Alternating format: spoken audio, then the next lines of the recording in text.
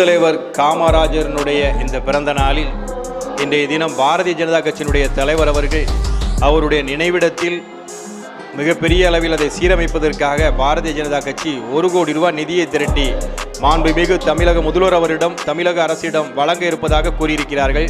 மிக்க மகிழ்ச்சி, அவர்களுக்கு மனமார்ந்த நன்றி தெரிவித்துக் கொள்கிறோம்.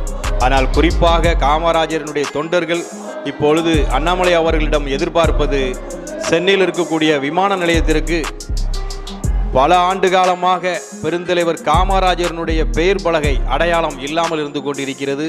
அதை பாரதிய ஜனதா கட்சியினுடைய தமிழக தலைவர் அண்ணாமலை அவர்கள் அதை பெற்றுத் தருவதற்கும் அந்த பெயர் பலகையை வைப்பதற்கும் உறுதுணையாக இருக்க வேண்டும் என்று ஒட்டுமொத்த காமராஜரின் தொண்டர்கள் சார்பாக இந்த 120வது பிறந்த நாளில் நாங்கள் கோரிக்கையாக வைக்கிறோம். உள்நாட்டு முனையம் பன்னாட்டு முனையம் என்று இருக்கிறது சென்னை விமான நிலையத்திற்கு. ஆனால் அந்த விமான நிலையம் யாருடைய பெயரில் இருக்கிறது என்பதை